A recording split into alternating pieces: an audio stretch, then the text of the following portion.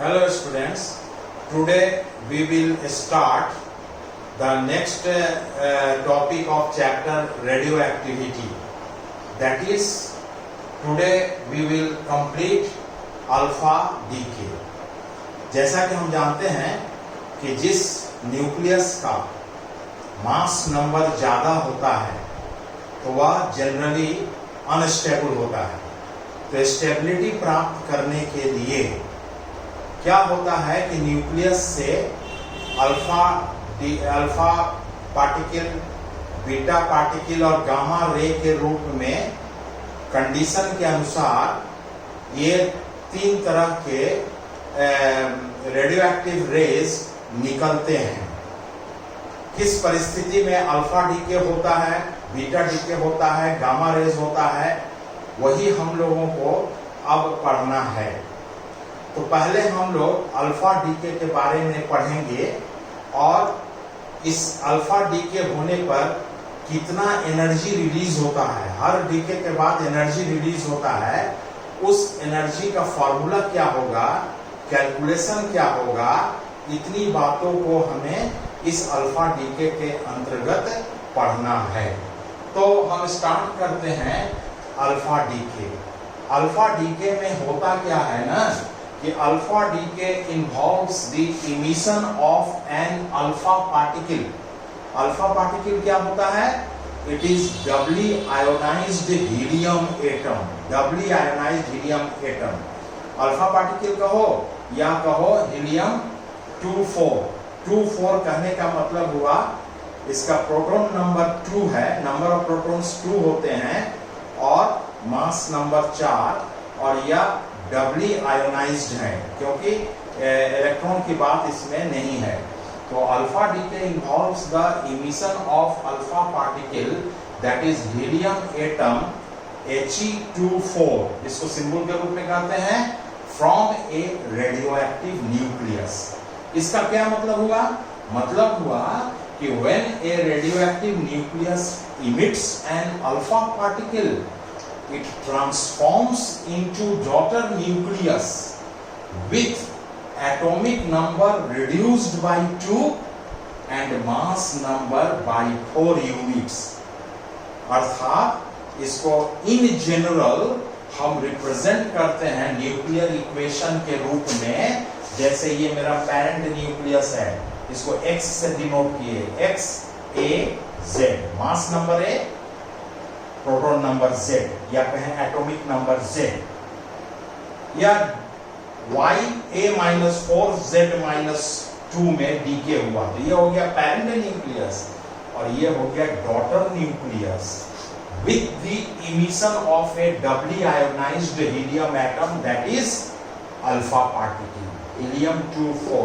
Balance करो, right hand side में, left hand side में मास नंबर और लेफ्ट हैंड साइड का मास नंबर इक्वल और लेफ्ट हैंड साइड का atomic number, right hand side का एटॉमिक नंबर इक्वल। या न्यूक्लियर रिएक्शन को बैलेंसिंग के लिए हमने कहा। एग्जाम्पल एक ले लेते हैं, जैसे रेडियम। रेडियम का मास नंबर होता है 226 और एटॉमिक नंबर होता है 86। यह जब डीके करता है, अल्फा डीके इससे होता है, तो यह होता है रेडन, रेडन 11। मास नंबर हो गया इसका 222 और प्रोटॉन नंबर इसका वही रहा 86। मतलब कि यह आइसोटोप्स हुआ, एक आइसोटोप हुआ रेडियम का, है, प्लस एक अल्फा पार्टिकल हीलियम-24। यह एक एग्जाम्पल है। अब सवाल उठता है कि इसमें मास नंबर 4 और एटॉमिक नंबर 2 से रिड्यूस क्यों होता है? उसके लिए रीजन यह है कि सच अनस्टेबल न्यूक्लियाई कौन? XAZ prefer the emission of alpha particle because emission of alpha particle causes more decrease in the Coulomb's repulsive force than the attractive forces within the nucleus. Please make a correction here.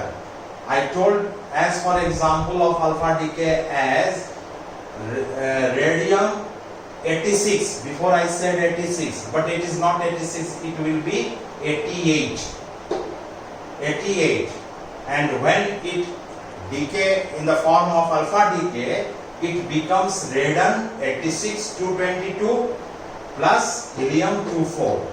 You see here 226 here, this 2 you add 226, this 288, 80, this nuclear reaction is balanced.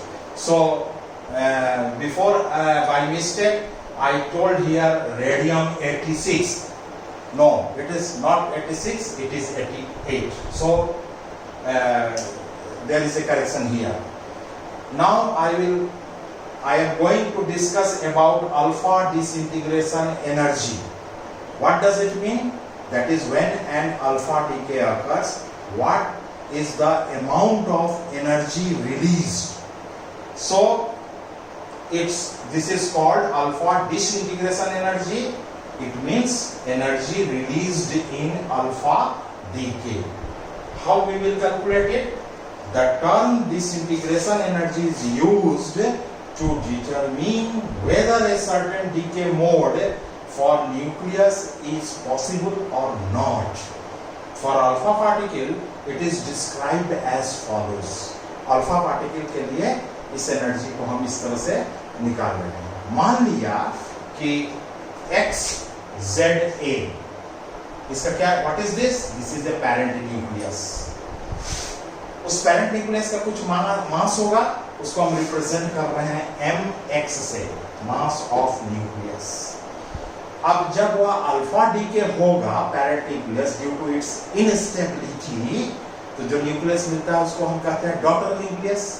तो daughter nucleus का क्या form हो जाएगा? y a-4 z-2. देखो style है लिखने का ये. This is daughter nucleus of after DK of parent nucleus. It is daughter nucleus after DK of parent nucleus. तो डॉटर न्यूक्लियस का भी मास होगा ना, उसको हम रिप्रेजेंट कर रहे हैं my से. जैसा नाम है उस तरह से हम नोटेशन ले रहे हैं. मास ऑफ डॉटर न्यूक्लियस. तो अल्फा पार्टिकल जो निकला हीलियम एटम, उसका मास कुछ होगा, उसको लिया हमने small m alpha, mass of alpha particle. अब इसको this decay is written as, balance करते हुए देखो इस डीके को हम कैसे रिप्रेजेंट करेंगे. हम in general equation nuclear reaction का इक्वेशन है. It is written as x-a-z. After decay it becomes y-a-4 z-2 plus helium 4 2. From law of conservation of energy, initial energy मेरा क्या है? हमारे पास पैरेंट न्यूक्लियस है, तो उसका एनर्जी होगा mx(c)² from the theory of relativity. Energy बराबर होता है mc². तो पैरेंट न्यूक्लियस का मास mx है, तो इनिशियल एनर्जी हो गया mx(c)². डीके के बाद क्या हो जाएगा? यह एनर्जी हो गया डॉटर न्यूक्लियस का प्लस EY डॉटर न्यूक्लियस का काइनेटिक एनर्जी, वो तो मोशन में होगा, प्लस अल्फा पार्टिकल का एनर्जी m(c)². अल्फा पार्टिकल का भी वेलोसिटी होगा जिसके चलते काइनेटिक एनर्जी होगा, उसको माना plus E alpha. Very simple. Where EY and E alpha क्या है मेरा? Kinetic energy of the daughter nucleus and the alpha particle. अब डिसइंटीग्रेशन एनर्जी को हम लोग इस तरह से डिफाइन कर सकते हैं. Disintegration energy can be defined as the energy equivalent of mass difference between the parent nucleus and the combined mass of the daughter nucleus and the alpha particle is called the disintegration energy denoted by Q alpha. Is it right? अब ये जो statement हमने कहा और यहाँ पर लिखा, इसको हम लोग कैसे रिप्रेजेंट करेंगे? तो दिस एनर्जी इज गिवन. यह एनर्जी किसको दिया जाएगा? This energy is given to the alpha particle and the daughter nucleus in the form of kinetic energy. जैसे डिसइंटीग्रेशन एनर्जी क्या हुआ मेरा? डिसइंटीग्रेशन एनर्जी होता है mass difference between the parent nucleus and the combined mass of the daughter nucleus and the alpha particle. इसको disintegration energy कहा. ये disintegration energy जो हुआ वह किसको मिलेगा? एनर्जी तो बर्बाद नहीं होता है और न ही उत्पन्न होता है, यह ट्रांसफॉर्म होता है. तो यह एनर्जी किसको मिलेगा? तो this energy is given to the alpha particle and the daughter nucleus. किस रूप में? एनर्जी के कई रूप हैं, तो किस रूप में? इन the form of kinetic energy. इस चीज को जो अभी तक बोला गया स्टेटमेंट के रूप में और लिखा भी गया, इसको हम इक्वेशन के रूप में हम लिख सकते हैं. दैट इज यह जो डिसइंटीग्रेशन एनर्जी हुआ, this is equal to EY plus E alpha. EY is the kinetic energy of daughter nucleus, E alpha is the kinetic energy of the alpha particle, and this is equal to E equal to mc square वाला formula, relativity वाला. Einstein mass energy equivalent relation होता है, वह हो गया, ये हो गया mass of the parent nucleus difference क्या? Combined mass of daughter nucleus and alpha particle into c square. इसका मीनिंग यही हुआ. अब the value of the q alpha value of alpha decay is the, वही चीज कहा जा रहा है, लिखा गया फिर, is the difference of the masses of the parent and the combined mass of the daughter and the alpha particle multiplied by c square. ये जो हम इक्वेशन लिखे उसी को शब्दों में लिखा गया है. अब for a spontaneous decay, spontaneous decay के लिए क्या होगा? q alpha must be positive, क्योंकि ये पॉजिटिव एनर्जी है. Thus from the above equation, alpha decay will take place only if the rest mass of the parent nucleus is greater than the sum of the rest masses of the daughter nucleus and the alpha particle. क्यों? Spontaneous decay के लिए Q alpha positive होना होगा. Positive होना होगा तो इसके लिए कंडीशन क्या होगा कि रेस्ट मास जो पेरेंट न्यूक्लियस का होगा वह ग्रेटर देन होना चाहिए rest mass of daughter nucleus और अल्फा पार्टिकल दोनों के मास के जोगफल के बराबर.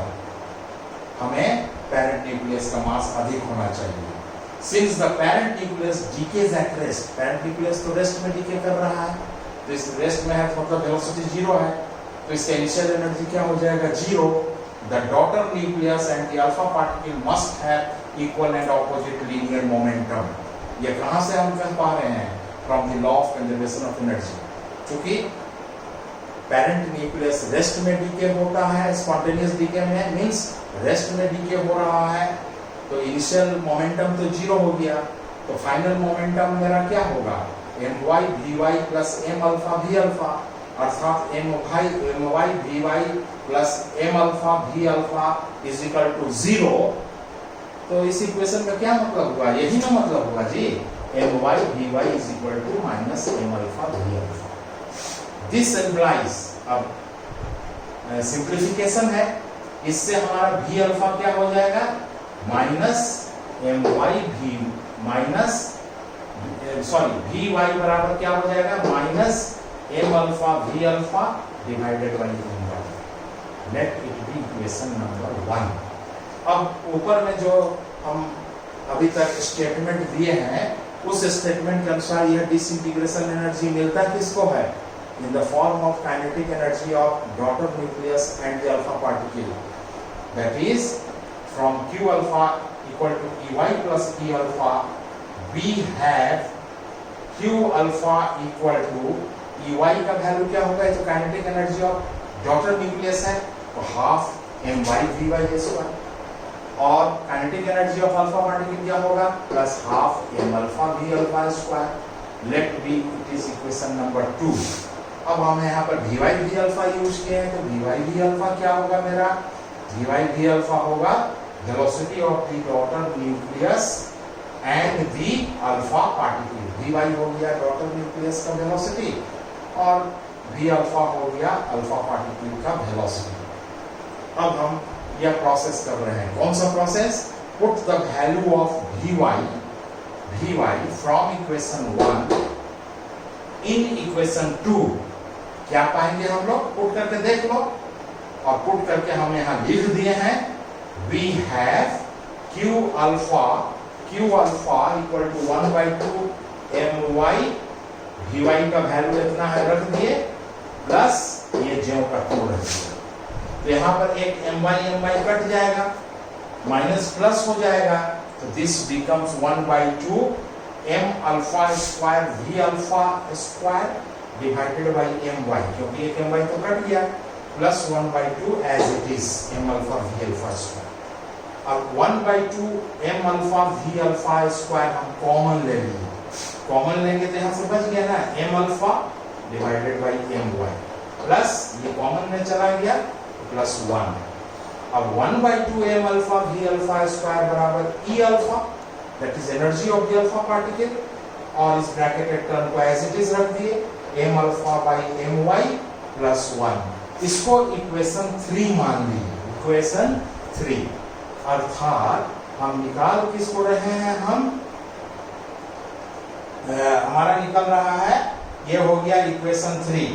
इसके बाद यहां पर देखो, इस इक्वेशन से E अल्फा मेरा क्या हो जाएगा? E अल्फा हमने क्या प्रूफ किया अभी तक? देखो यहां से चले आ रहे हैं, यह बराबर ये, फिर ये, फिर ये, फिर ये, इक्वेशन 3। तो E अल्फा क्या हो गया मेरा? Q अल्फा, E अल्फा बराबर Q अल्फा डिवाइडेड बाय ये वाला चीज 1 plus m alpha by my। Is it right? माने kinetic energy of the alpha particle का वैल्यू मेरा आया Q alpha by 1 plus m alpha by my। इसको मान लिया equation number, let it be equation number 4। अब है कि since the masses of the nuclei in the unit of atomic masses are close to their mass number, अगर हम किसी भी न्यूक्लियस का मास को देखें in the unit of atomic mass, तो वो very close to their mass number होते हैं। वी कैन राइट, क्या लिख सकते हैं हम लोग? Mass of daughter nucleus is equal to a-4, क्योंकि मास नंबर डॉटर न्यूक्लियस का a-4 है, and mass of alpha particle is equal to 4, क्योंकि अल्फा पार्टिकल जो कि डबली आयोनाइज्ड हीलियम एटम होता है उसका मास नंबर 4 है, इसलिए m अल्फा 4 हो गया। सो दैट अगर हम रेशियो निकालें m अल्फा और my का, तो m अल्फा के जगह 4 हो गया और my के जगह a-4 हो गया। द इक्वेशन फॉर्म जो पहले हम लिखे हुए हैं, टेक्स्ट द फॉर्म, पहले तुम इक्वेशन 4 को देखो और उसके बाद हम यहाँ बोल रहे हैं उसको पुट करके देखो। जो बोल रहे हैं वही है, the equation 4 takes the form E alpha equal to Q alpha और 1 प्लस m अल्फा बटे my है ना, तो m अल्फा बटे my का वैल्यू हम रख दिए 4/a-4, यानी कि यहाँ पहुंच गए हम। इसको सॉल्व किया तो Q अल्फा a-4 LCM, तो a-4 plus 4 cancel out, that is E alpha का वैल्यू क्या हो गया? ये ऊपर चला गया, a-4/a Q alpha. This can be written as 1 - 4/a Q alpha. Let it be equation number 4। अब this is equation number 5, let it be equation number 4 तो हो गया था, ये हो गया इक्वेशन नंबर 5। अब for large A, parent nucleus का जो मास नंबर होता है वो तो अधिक होता है ना, तो for large A, a-4/a is approximately equal to 1। कैसे? a का मान ज्यादा है तो इसमें 4 को हम नेग्लेक्ट कर दें, तो a/a that is not exactly but approximately equal to 1। तो a-4/a अप्रोक्सीमेटली इक्वल टू 1 हो गया, तो हेंस E अल्फा बराबर क्या हो गया मेरा? E alpha is equal to Q alpha.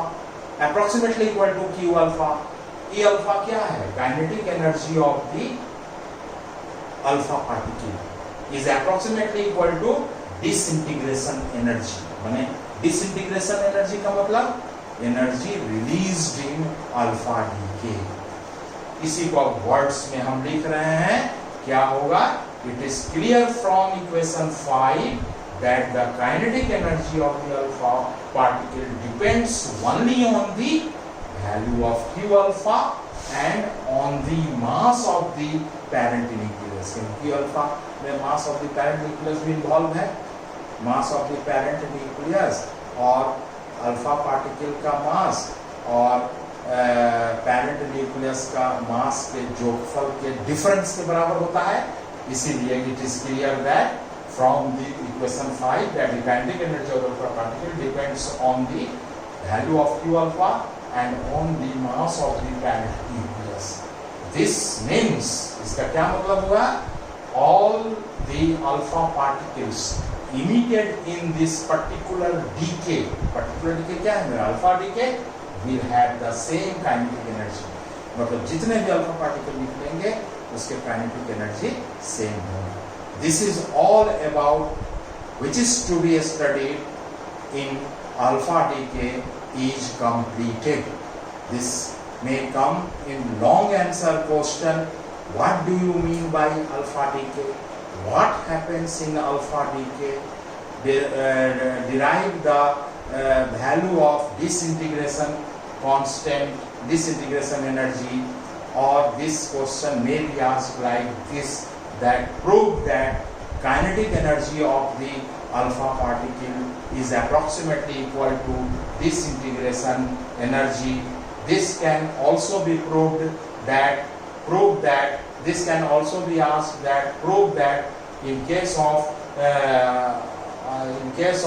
alpha decay all the alpha particles emitted or decay will have the same kinetic energy। तो एक ही आंसर 3-4 तरह से पूछा जा सकता है। इसे ठीक तरह से पढ़ोगे तो क्वेश्चन कैसा भी पूछा जाए उसको समझ में आ जाएगा। तो क्वेश्चन पूछने का भी तरीका होता है। एक ही क्वेश्चन को हम 3-4 ढंग से पूछ सकते हैं, उसमें से वही चीज पूछा जाएगा जो कि यहाँ पर सारा प्रूव किया गया है।